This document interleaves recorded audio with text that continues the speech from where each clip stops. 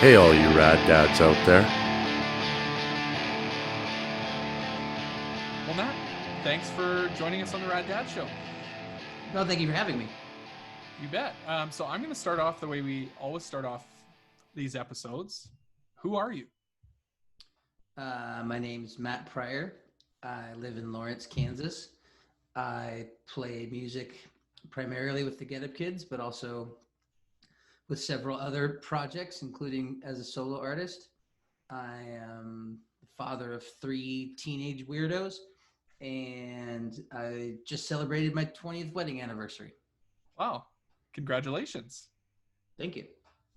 So yeah, you've been involved in a lot over the years. I've followed your career since I was a young lad. I went and pulled this out.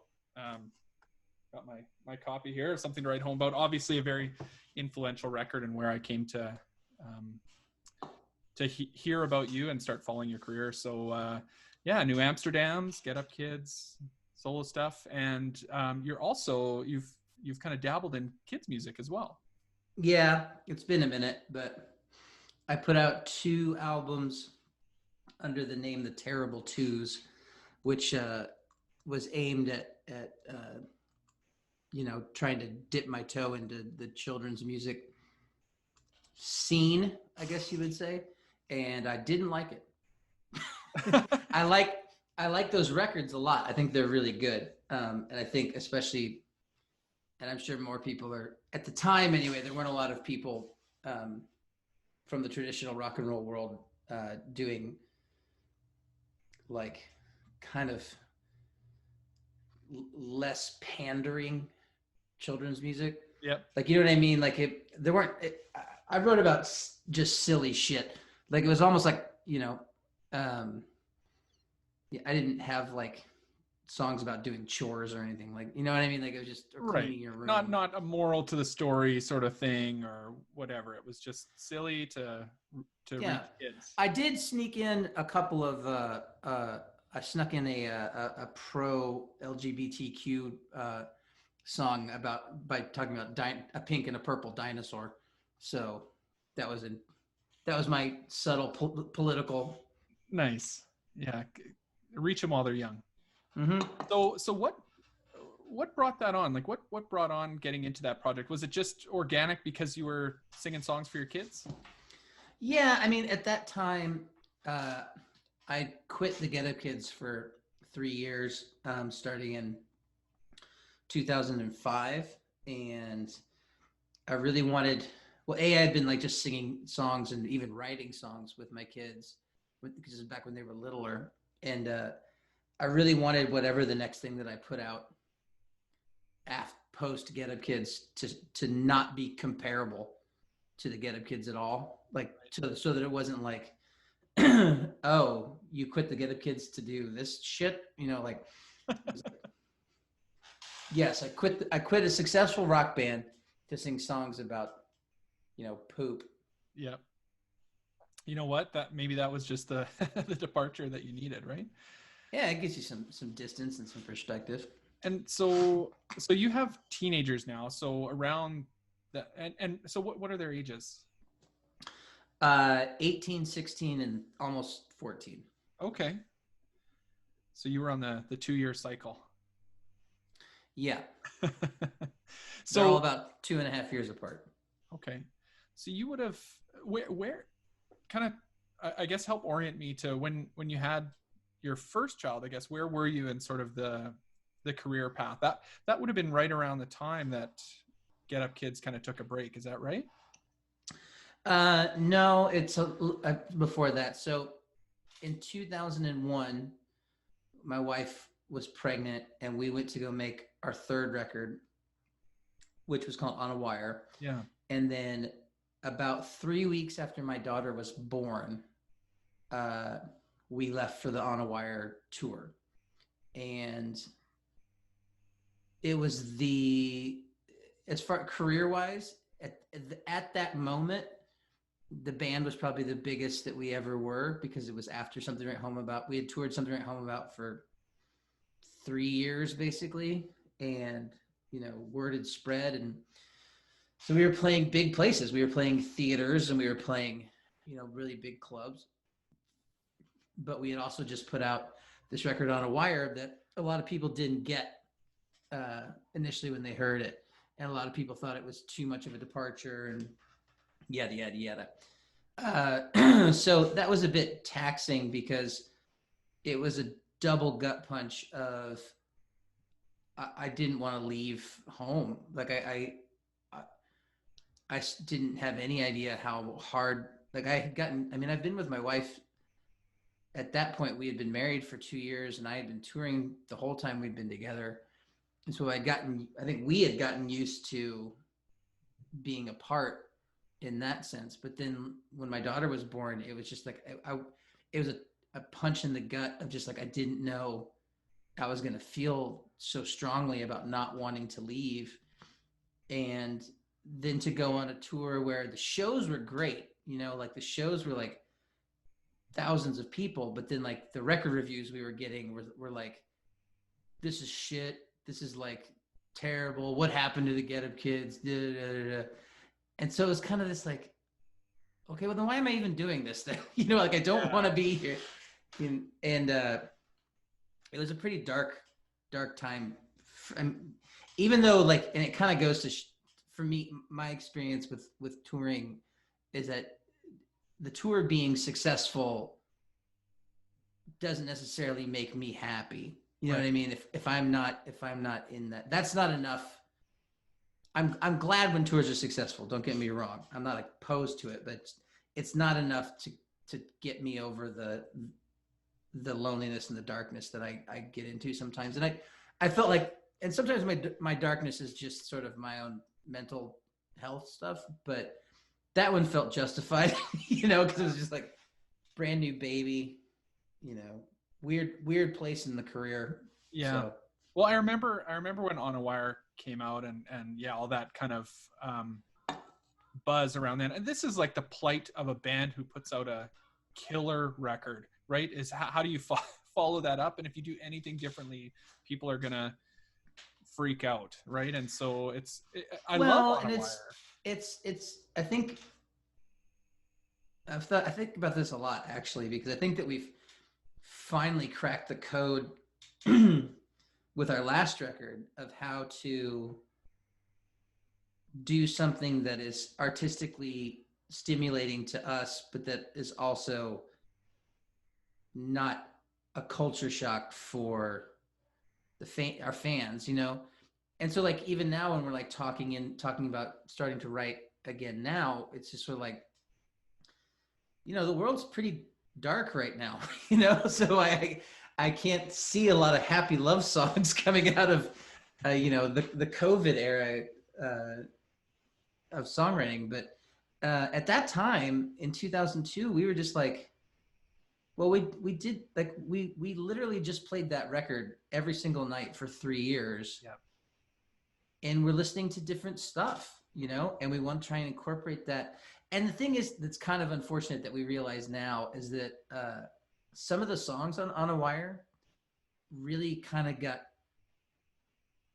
neutered a little bit. Like when we played the song "Wish You Were Here" at our live stream a couple weeks ago. Yep. And we kicked up the BPM, put way more guitar in it, and it's a good rock song. And I was just like, well, shit, that's what that should have sounded like on the record, but it just sounds so like weak. But so the thing about On a Wire though is I always say, like, I don't think that record is perfect from front to back, but I think some of the songs on there that are good are some of the best songs we've ever done. So it's also like, we just didn't know people, that was like that kind of like late 90s, early 2000s sort of emo scene. It was blowing up. And it was getting really like territorial, because it's when like the kind of corporate side of it started to come out, and the like kind of like mainstream success started to come out, and people feel like they have a sense of ownership over what you do as an artist, but sorry, you don't. And you can like it or dislike it, but I own it. So, Well, it seems like that, like, I think what you're kind of talking about is that you guys kind of were defined as emo, but you've kind of pushed back against that for as long as I can kind of remember, you know, kind of trying to say that's not, that label doesn't really apply to us, or that doesn't, you know, mean to us what it means to you. Is that right? So like as that whole thing was happening and emo was getting really huge, Vagrant had some really big bands around that time, Dashboard Confessional was getting huge, right? Like there was maybe an expectation for what you guys should sound like. Is that what you're saying? Well, I think there's two parts to that question. And one is the term emo in and of itself as a whole. It really does mean something different to everybody who uses that word. Yeah. And for us coming up in the mid 90s, that was a derogatory term. You know, it was like, it meant you were like, it basically meant like you were calling somebody a pussy, you know, like it was just, and now people like self-identify that way or whatever. And I don't know if that's tapered off, but, or the moody emo teenager kid is like a stereotype now. But it's like, it means something different. So is emo Sunny Day Real Estate or Rites of Spring, or is emo Fall Out Boy and Panic at the Disco? And the answer is yes, it's all of it. It's whatever it is to you. Yeah. Just like punk, just like rock, like it's all. And so once I, you know, there's no way to fight it for me. Like again, like I said, when I came up, it was a derogatory term and it wasn't one that I got to pick for myself, but there's nothing I could do about it. So otherwise I'm just the angry old grump who yells at people for calling him emo. And just like, like the emo grumpy guy. But as far as like, how it relates to, I don't know that we had the wisdom or the maturity to recognize where we were at in our career at the time, in that we were part of something that was bigger than just us, because we were just us. We don't, and that's, and so we've kind of figured out the balance of that now, of, because like we very much only want to be the band that we all like, and we've kind of figured out that balance now of just like, people feel a sense of ownership, but you know, you don't really get to tell me what to do. You can either like it or not like it. And at that time, I think there was a real like feeling of camaraderie in that scene, and maybe people just weren't ready for what we were throwing down. That record sounds totally in context with, you know, indie rock and emo now, but like, I don't know. What are you gonna do? I mean, I think that was a really long-winded answer. I'm sorry. That's okay. So no, I agree with you. So let's go back again to kind of around that time. So your daughter's born, you head out on tour a few weeks later. Obviously that's tough being away from your family, maybe tougher than you expected. Plus you're, you know, having some you know, issues around kind of the critical response to your new album. So what does that look like? So you kind of finish the tour. What does kind of reorienting yourself to your new life as a dad look like at that point? I'll have to think. So that tour ends in, I'm actually looking at, I have the tour poster on my wall. So it ends in July of 2002. The last show of that tour was at the Uptown Theater in Kansas City. And my wife brought my daughter to the show and she had pink eye. The kid did. Oh no. And so she just stayed on the bus and didn't watch the show. And then right before we were about to go on, they were like, this is at the end of, so the tour was 6 weeks long. It was divided into, it's one of the nice things about living in the Midwest is that you can do like figure eights. Yep. And so we did 3 weeks on the West Coast, took 2 weeks off, did 3 weeks on the East Coast. So, but essentially we were gone for 6 weeks and we finally gotten through it. And the day of our very last show, we got the call that if we flew out tomorrow, we could be on Conan O'Brien the next day. And it's just one of those things where you're just like, I'm so tired. I want to just be home. But that's such a huge opportunity. You can't not do it. And then I think we went to Europe a little bit during that time, like festivals and stuff. But I think the general consensus was really more like, all right, we need to get back to work. Because, you know, this is divisive, if nothing else. And in that time, we used our recording budget to buy a recording studio here in town, well, just outside of town.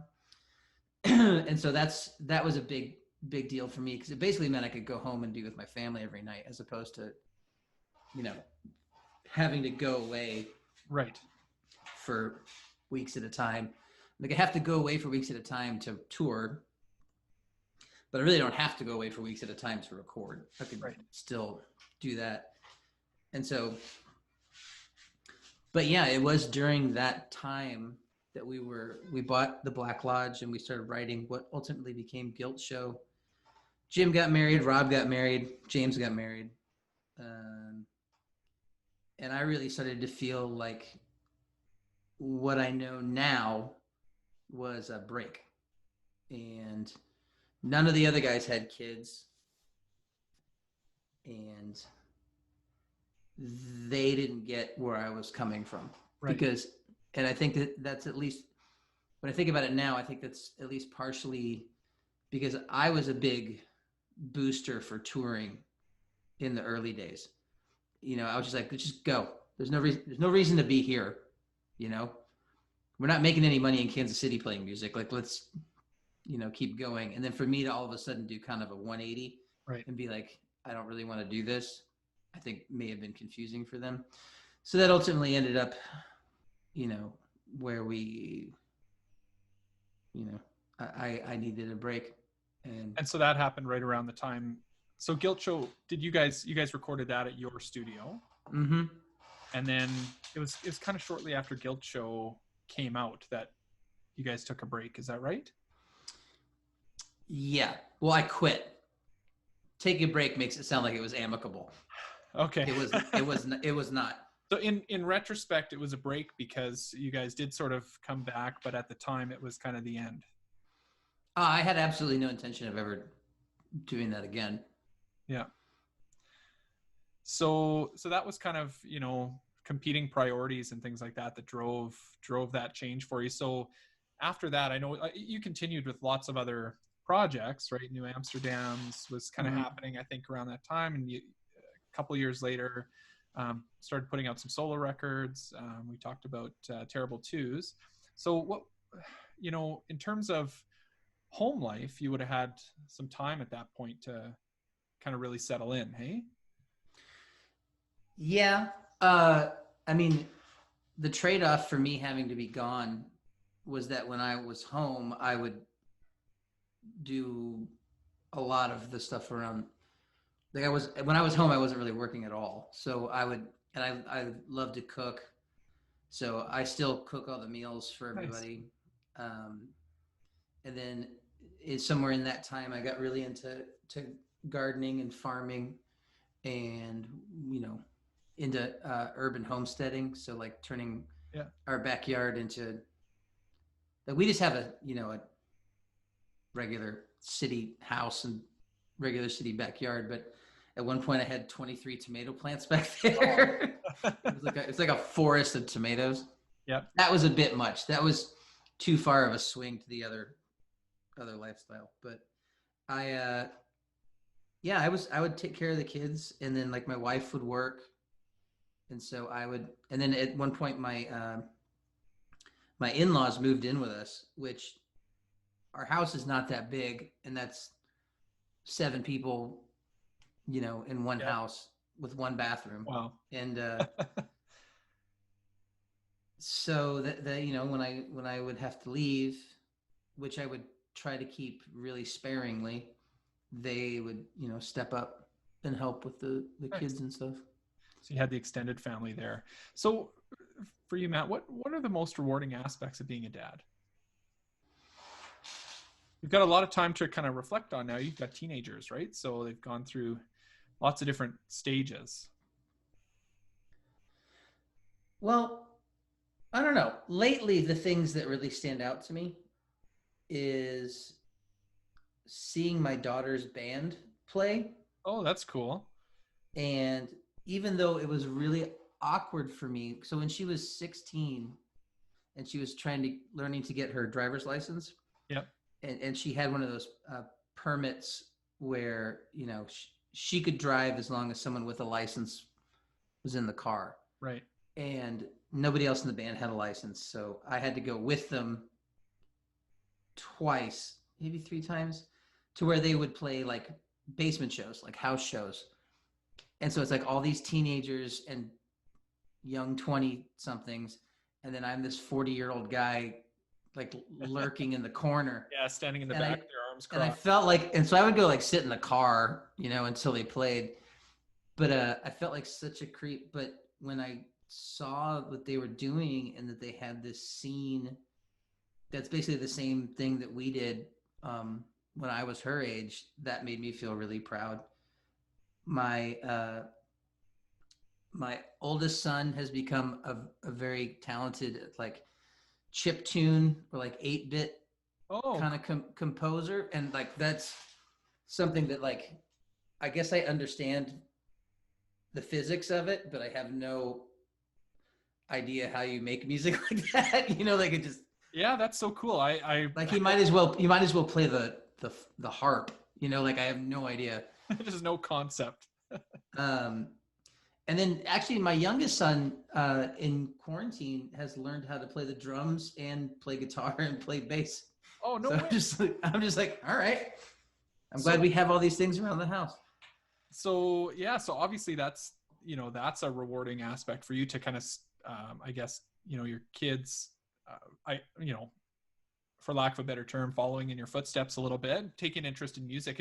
Was that a conscious thing for you to instill? No, I really didn't want to I didn't want to push them. I mean, the only time we did was like when they were like kindergarten, first grade. It's like, you should probably take piano lessons, just because that's, even if you don't want to play music, it's a good like cognitive thing for your brain at that age. But they all kind of came about it natural, they came to it on their own. And so I'm really happy for that. It is kind of interesting now though, because like my daughter very much wants to do like her band. She doesn't want to be Matt Pryor's kid her whole life. I mean, she knows that there's a certain aspect of that. Right. But especially with them just starting out, like there's some opportunity,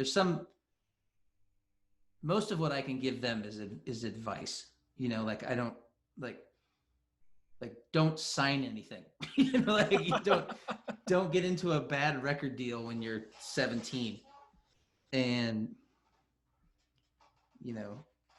but I let them have their own space. And now they were practicing in here and they moved into their drummer's house.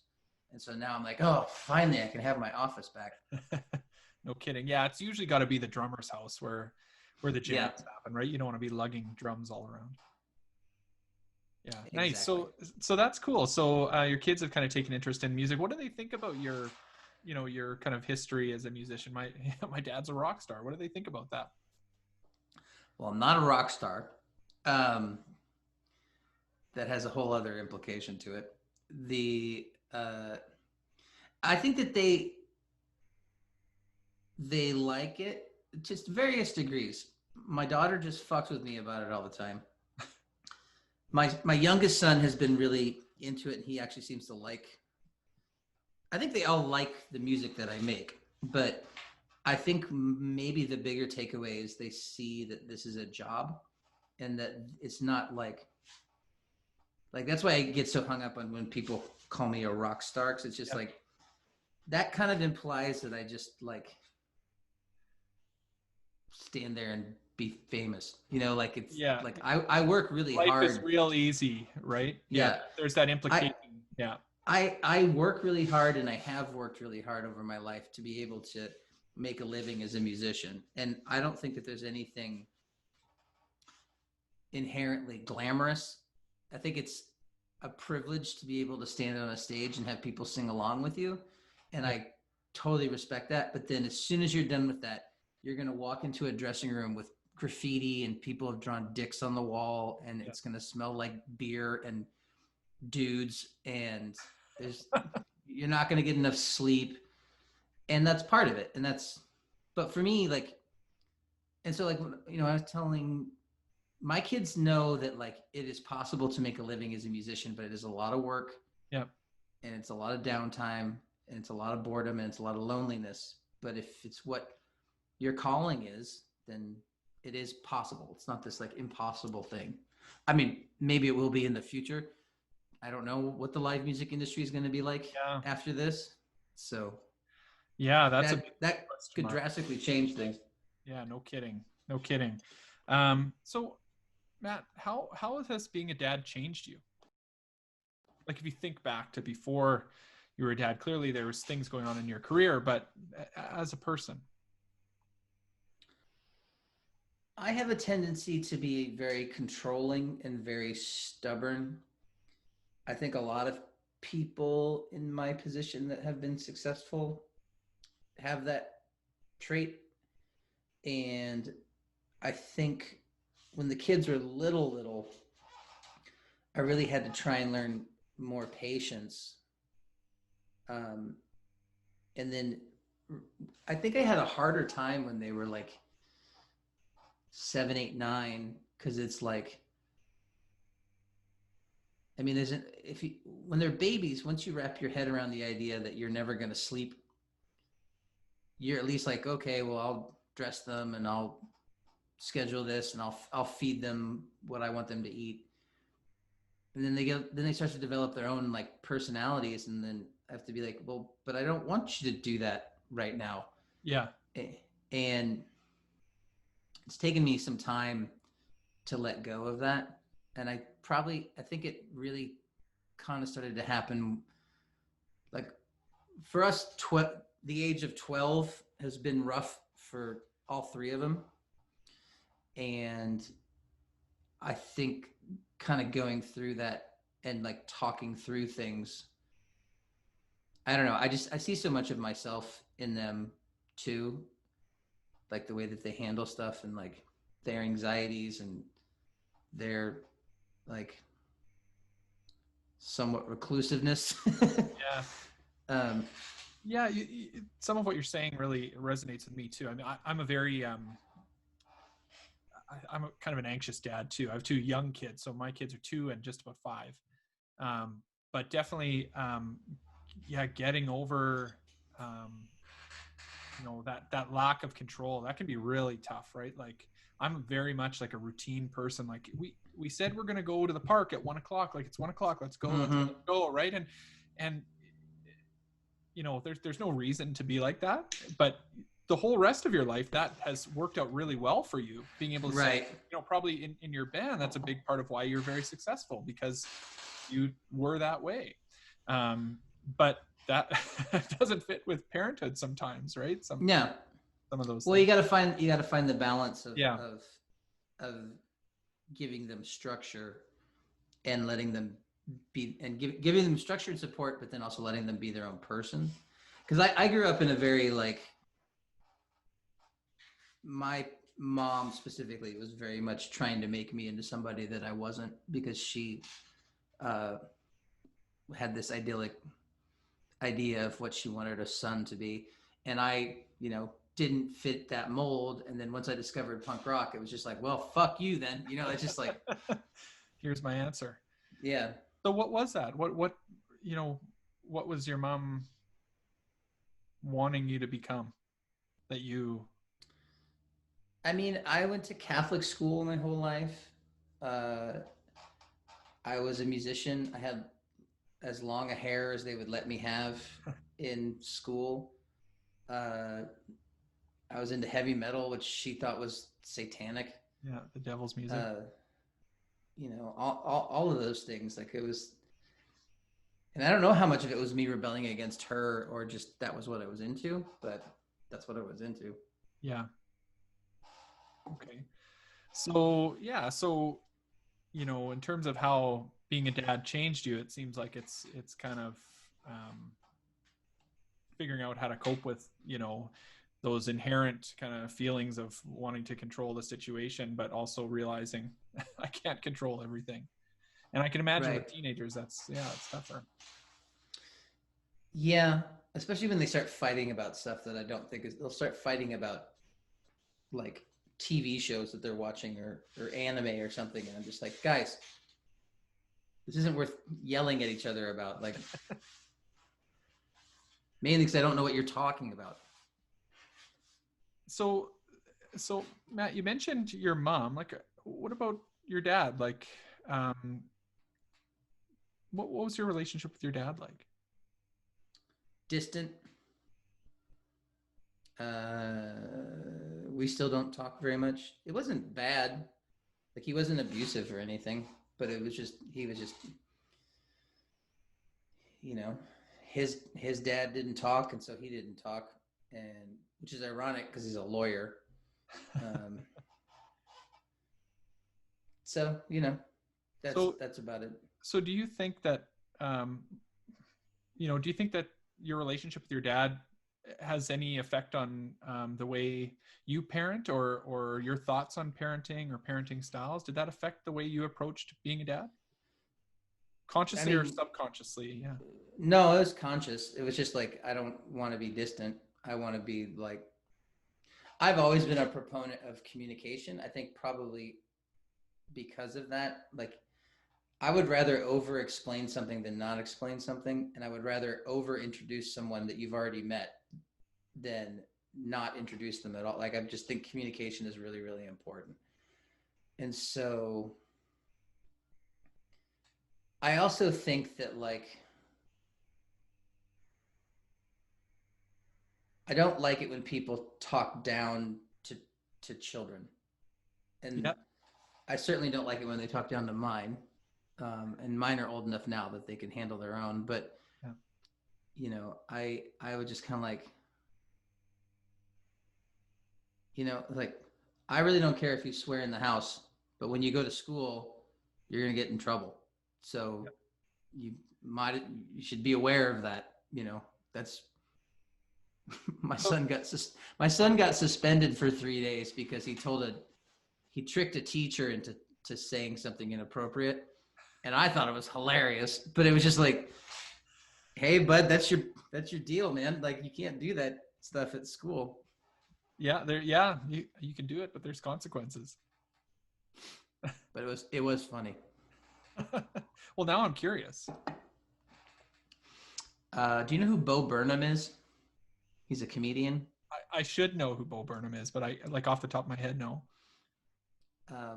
Well, he does this joke where it's like a call and response joke, where he essentially gets the audience to say an N-bomb. Okay. And my son got his teacher to do it. And so she basically said the N-word in a class full of kids. Right. And so, and I hated this teacher anyway. So I was just like. So, yeah. So on one hand, you're like, you shouldn't have done that. But on the other hand, you're like, yeah. It's clever. Yeah. He's a smart kid. Yeah. Well, comedy is not, I think there is, like, definitely the best comedians are very intelligent, right? So have that way of kind of manipulating people and manipulating the way people think. So, okay. So do you consider yourself a rad dad? I don't really use the word rad for anything. Unless I'm being like silly, if I'm talking about a BMXer or something like that.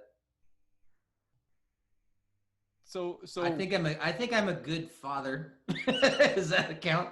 Yeah. So our show, I mean, it's Rad Dads. We kind of, I think it's just sort of a play on that colloquial term rad. Like, we have lots of kind of punk rocker guys on, metal guys on, and stuff like that.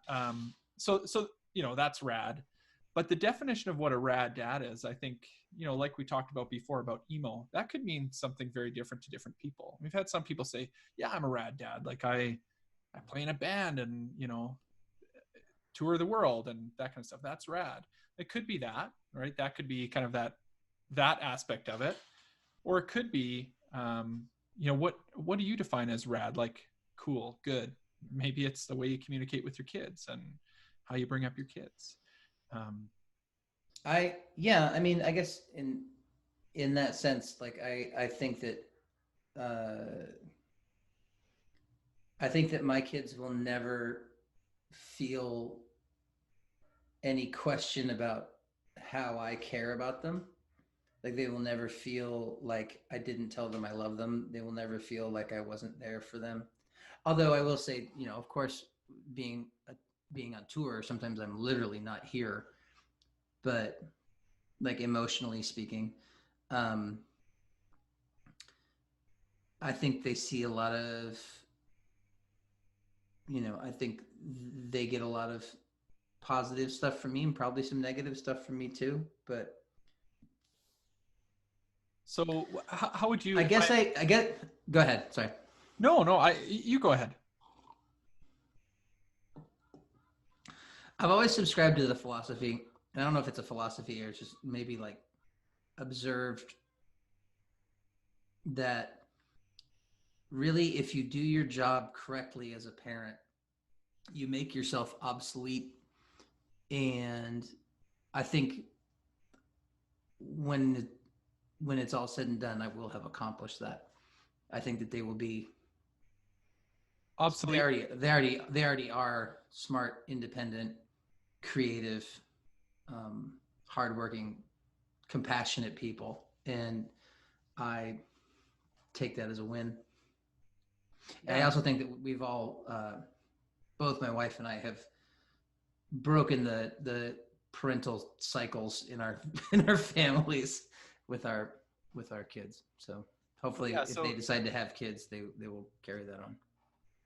So yeah, we touched on that a little bit, right? Like if that's something that's a real driver for some parents, right? Is like, I want to do things a little differently than my parents did with me. Mm-hmm. And so that maybe that's a sign of success. And you talked about being obsolete. Like, just to clarify, you mean like my kids they're self-sufficient without me? Like I've given them enough of what they need to be good people in this world? Yeah. As long as I'm alive, I don't think I'll be completely obsolete. It's just, if they need help with something when they're 30, then of course I'll be there for them. But, I more mean in the sense of like when you take them from being completely helpless to, hopefully 20 years later being like able to pay their own mortgage. I don't know. Like it's just like, yeah. And even that basic stuff, right? Of like a little kid that's totally helpless that needs your help to literally do everything. I mean, even that part's not easy. So getting a kid through that part and raising someone that you're kind of proud of in the end, I mean, yeah, that's a huge win for sure. Mm-hmm. It's interesting because like people ask me like, because a couple of the guys in the band have younger kids now, or just friends who've had kids, and like, does it get easier? And it's like, well, no, the challenges are different. Yeah. Like you don't have to wipe anybody's butt, like literally, but you do have to deal with the emotional stress of like getting their heart broken or the anxiety of, I mean, especially now, like my daughter has a job that deals with the public, and one of her coworkers tested positive, and so she had to self-isolate in the house and get tested, and she was negative, and thank God. But like she started back at work today after 14 days, and she was super, super stressed about it. And like me, whenever she gets super anxious about stuff, it kind of just sucks all the air out of the room. And I have to help her through that. But so it's a different challenge. This is I think everything's kind of flipped on its head right now. Like a lot of people feeling tons of stress and anxiety, and this is just a really weird, lonely, can be a very lonely time right now for sure. Well, we're lucky. My kids have been doing virtual schooling for the last couple of years, so that transition hasn't been as bad for us as it has for other people. Both me and my wife are able to work from home. Obviously can't tour extensive, like I can do live streams and stuff, but I can't really tour, but I can still make music. I can still write and stuff. But it is just kind of this, there's just a general malaise. Just like, well, and every day it's kind of changing. I don't know what it's like where you're from, but we right now here, we're just kind of, our second wave is really picking up. It's getting quite bad here. And so it's changing every day, right? So once you start to get control of that and you find new ways to cope, and, you think what day-to-day is going to look like, and then everything kind of changes. There's more restrictions, those kinds of things. Yeah. I mean, for our personal life, it hasn't evolved that much. It is kind of weird when I'm like trying to write music with 4 other people, and kind of maintaining that. And, I'm an immunocompromised person, so I have to take extra precautions in that sense. So I've been like at band practice with one of those face shields on, which is hard to sing through. Really? Yeah. It gets covered in spit. Yeah. Which is better to be on the face shield than on my bandmates. So, okay. So so Matt, like if we go back a little bit, to when, so your daughter's your oldest, to when she was born or was on her way, did you have any fears about becoming a dad? Yeah, but I think I was comforted by just that kind of like, well, people do this all the time. They've done it since the beginning of civilization. Like, and I just kind of knew in my gut that it was just like, well, if we love her and make sure she eats and sleeps and, stays warm, then she should be fine. I mean, I, of course, wasn't expecting the kind of emotional toll of having an infant because the lack of sleep and all that kind of stuff. But I mean, I've been touring for almost 10 years at that point. I'm used to not getting sleep. I'm used to sleeping on the floor of an airport if I have to, for layovers and things. And you already had those skills. But it's, it's certain sort of a, madness, I guess would be the only way to describe it. Yeah. That kid comes along and nobody knows what to expect, right? You might have an idea of what it might look like, but you really don't know what it's all about. I felt pretty confident that I would be all right at it. I think it also, I have a tendency whenever my wife gets anxious about anything that I immediately go into like, nope, it's going to be good. We're going to do this. We're going to do this. We're going to do this. And so I may have been lying to myself at the time. I also might not be remembering it correctly, but I don't remember feeling like super, super scared. Sounds like you were kind of mentally prepared. I had always wanted to have kids, so I don't know why. They're monsters. They are monsters, but once you have them, you can't imagine a world without them. Mm-hmm. So, well, and that's interesting now because we're getting to the point, like my daughter's 18 and she plans to eventually move out of the house, and then just kind of like, well, that'll be weird.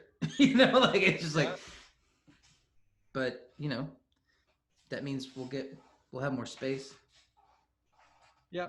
And if there's one thing we've learned over the last 9 months or whatever it is, like there are ways to still remain connected, even if you're not in the same physical place. Right. So if you figure out how to do that, you can mitigate some of those feelings as well. Oh yeah. We live in a fairly small town too, so. But yeah, we're having another. I foresee some sort of secondary lockdown within the next couple of weeks in Kansas, but who knows if they'll let them do it? I don't know. Yeah, I mean that's the big thing here too. We're seeing a huge spike in cases, and I think there's not a political willingness to go down that road of locking things down. Obviously, they want to balance the economy, and you do have to do those things. But yeah, when it starts to get really bad, I mean, there's only so many little half measures you can put in place. Yeah. Right. Yeah. It would be nice if people actually, knock on wood, in the next 2 months, hopefully we'll actually have someone running the country who believes that the coronavirus even exists. Yeah. And if we can survive the winter, I think that the spring will be significantly better. Yeah. I don't think it'll be back to normal. Yeah. But I think that like the combination of,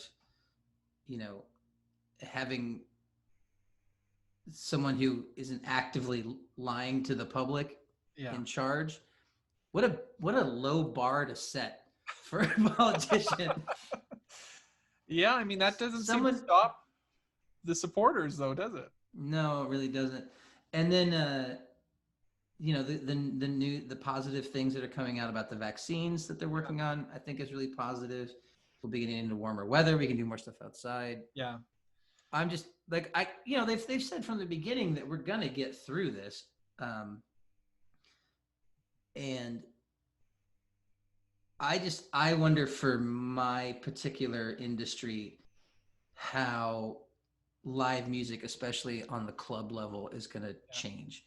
Because it's very high risk and it's very low reward because there's not a lot of money in it. You know what I mean? It's not like basketball stadiums or something like that. So right. I did see, so New Zealand's done quite well, and I did see that like it looks like they're back doing shows. I mean, I haven't like independently validated this, but I've seen some posts on social media, some concerts happening and things like that. So I don't know, like you wonder what it only takes one super spreader type event for that to just totally get shut down though again, right? Like that's the fear. Well, yeah. And I mean, I don't know what the solution is. You know what I mean? Like it's probably a vaccine. Yeah, but then you have to get everybody to take it too, which is a whole nother kettle of fish. Yes. Yeah, I don't know. Like I do think it should be. The thing is, like, so when you take somewhere like New Zealand that isn't very big and hasn't had a whole lot of outbreak, but they do still have international travel in and out of there. Like we Americans obviously can't go there right now because we're morons. But it just takes one person who was with someone else who flew to Auckland and I don't know. Yeah, there's definitely a big aspect of luck, right? And you reduce the amount of exposure, and if you're lucky, it stays low. And yeah, all I know is I didn't know, we didn't have really like I live in a college town, and most of the things that seemed like kind of anxious to me were like frat parties and stuff like that, because the school was in session and it was just like ugh. But other than that, like I didn't know anybody who had direct exposure until this last month, and it's been 4 people who like both my wife and my daughter were potentially exposed. They both tested negative, but because I'm high risk, I needed to stay away from them for the full 14 days, even though they had tested negative at like day 8. That's the advice of my doctor anyway. But yeah, it's kind of, I see the wave starting to become coming in on the horizon. Yeah. Yeah, it's the same here. We kind of had a little bit happening in the beginning, March and April, and kind of things seemed to get under control. And now into fall, things are getting quite bad. Like we're like 1,000 new cases a day in our province here. So it's a big deal. I mean, same. And we, like in Kansas, like everyone was just like, oh, it's a city problem. It's like New York or whatever. And then it's like, so we have meat packing plants and prisons, and it's just like, yeah, those are both really, and then we, we're in fucking Trump country. So it's just like, why are you not wearing a mask? I'm like, whoa, why? Because of the hoax? And I'm like, well, I think over 200,000 people dead in the U.S. alone. It doesn't sound like a hoax to me. Yeah. It's like I was thinking about this morning. It's like Holocaust deniers. You know what I mean? Like it's really just like this horrible thing happened that killed all of these people that was preventable. And you're saying it currently doesn't even exist? Like it's just asinine. There's something about that kind of like, I don't know what the appeal is. I'm not a conspiracy theory guy, but there must be some appeal for certain people to, feel like something that everybody else doesn't know or won't acknowledge. And yeah, it seems like. Well, I think it's also that like we have so much more time, being home, and people are out of work and they have much more time to like just watch YouTube videos all day. Yeah. And things are going bad. I don't know why they don't blame the guy in charge when things are going bad. They just invented this like mysterious boogeyman that even they're still believing in now, 2 weeks after the election is over, that like, there's no way we lost. There's no way. It's just like, no, you lost, bud. Like, it sucks that I know that feeling. Like in 2016 when Clinton lost, I was just like, there's no way this is the real world, but it is, and it's, you got to like take the good, take the bad. Yeah. Take them both. And there you have the facts of life. There you go. Yeah. Well, I wish I had made a bet with somebody that I could work the facts of life theme into this interview. Yeah, it's crazy times right now. So Matt, we kind of do this thing on the show called the Rad Dad's Bad Dad feature. So I'm gonna put that. You're so Canadian. Oh my God. Well, I didn't say sorry. I didn't apologize for it. And that wasn't a critique, because I actually have always felt a kinship to Canadians, because I think Midwesterners are the same way, where we're just like, oh, sorry, like I don't want to, we're overly considerate, Yeah. But go on, Rad Dad, Bad Dad. What are we doing? No, yeah. So I think it is a funny thing. It is kind of part of our culture. I catch myself doing it sometimes, but so we do this Rad Dad, Bad Dad feature. So I'm going to put you on the spot and kind of ask you to name a time for us. So kind of a Rad Dad moment, moment you felt really proud. You kind of told me one earlier, so maybe we can use that one. But if something else comes to mind, so kind of that blue ribbon dad moment. The seeing my daughter's band play. Yeah, and then a kind of we call it a bad dad moment, but it's not, nobody's bad dad, but we all have those moments where you're just like, oh, what was I thinking? Why did I say that? Why did I do that? How did that happen? So yeah, anything come to mind?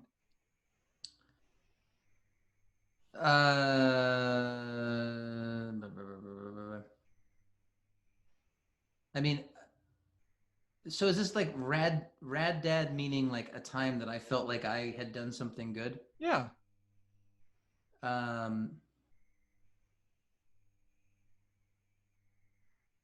couple of years ago, I got to go on a solo tour with my friend Dan Andriano from Alkaline Trio. Yeah. And I brought my daughter Lily with me, and she and I would perform songs. She would open the show. She would play first.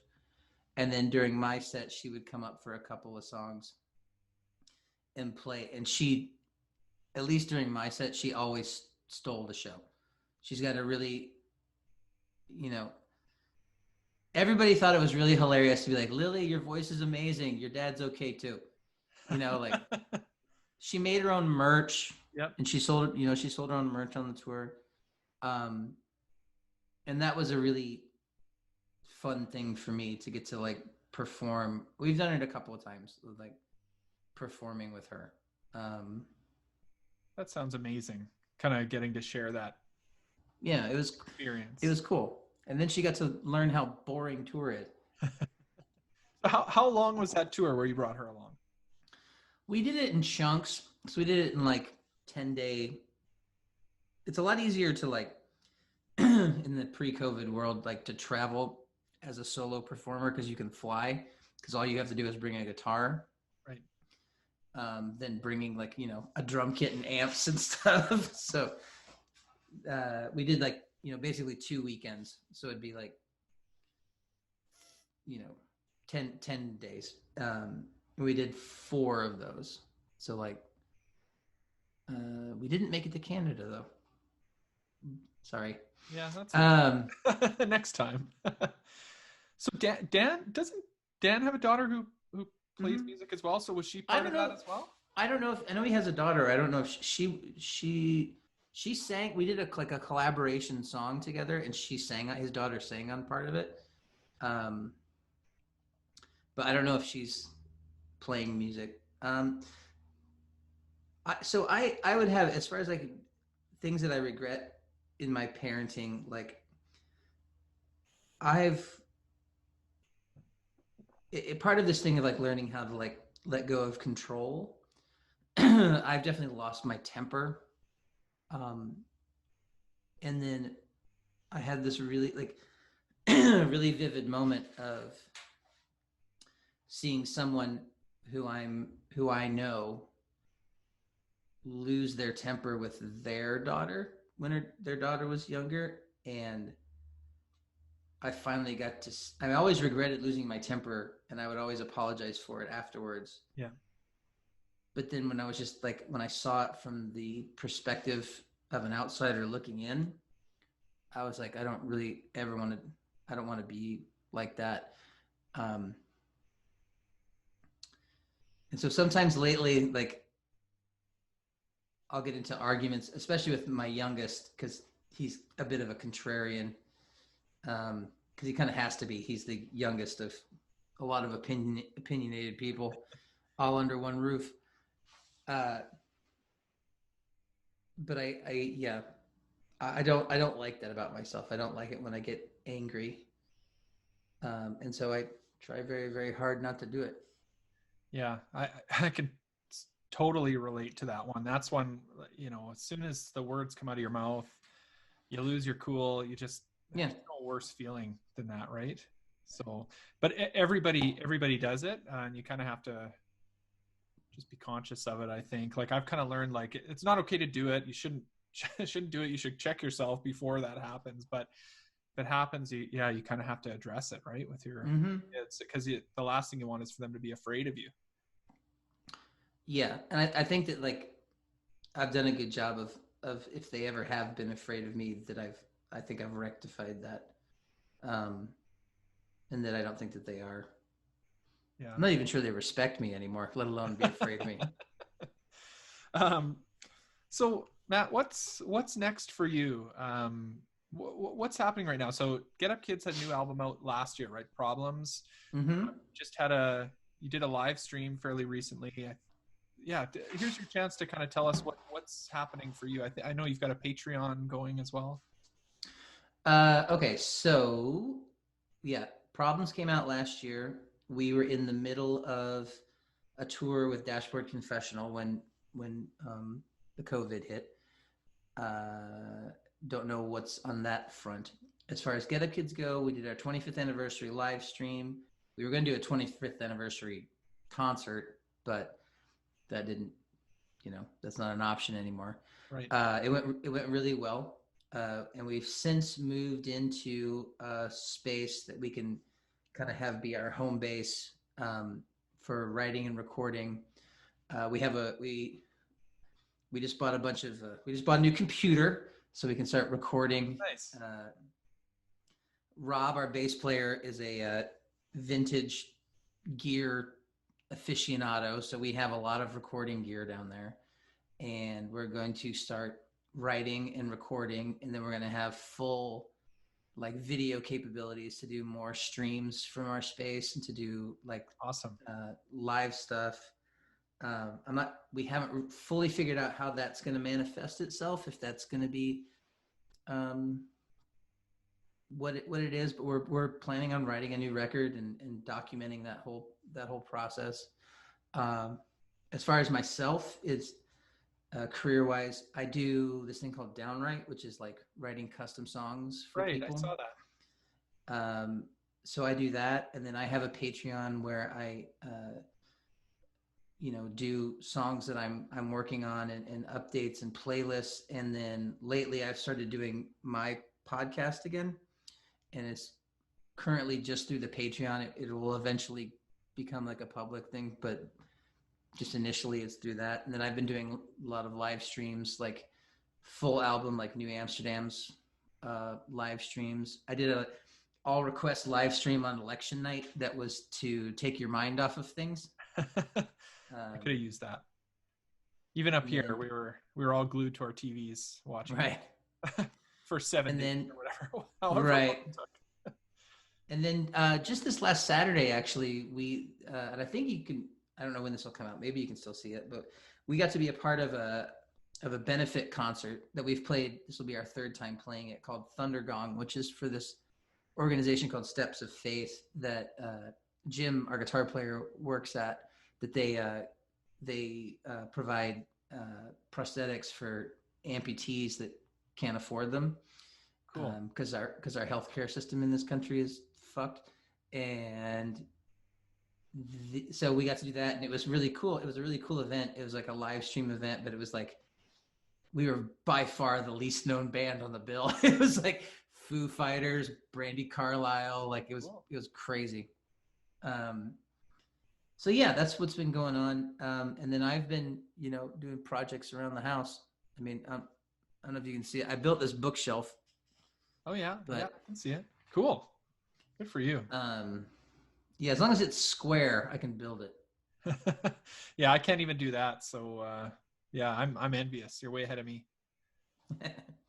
But yeah, so I'm keeping busy, and I'm still making music, and Get Up Kids are keeping busy and starting to make music again. The plan is to record an album during this time, write and record an album during this time, and do it from home. Yeah, which is what we did in 2004. Yeah. When we bought the studio. Yeah. So that's exciting. So in terms of where people can find you, so we know Patreon, you're on social media and all that kind of stuff as well.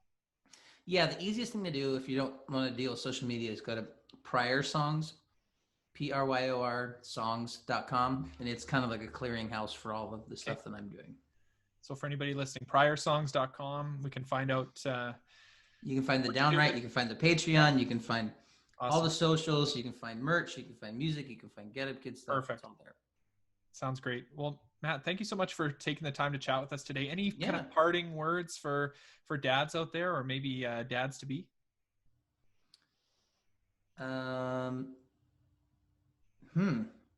Words of wisdom. Words of wisdom for parents to be.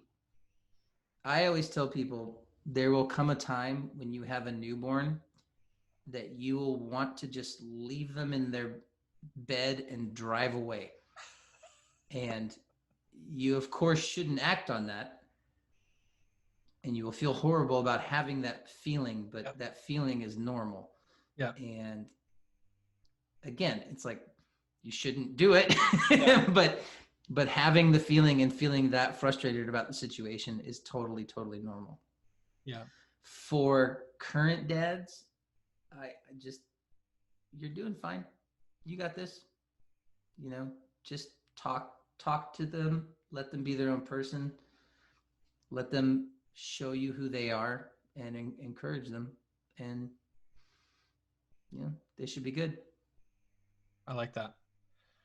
Well, with that, on that note, yeah, thanks so much for spending the time Yeah, with man. us here today, and it was great chatting with you and kind of learning about all the things that you have going on.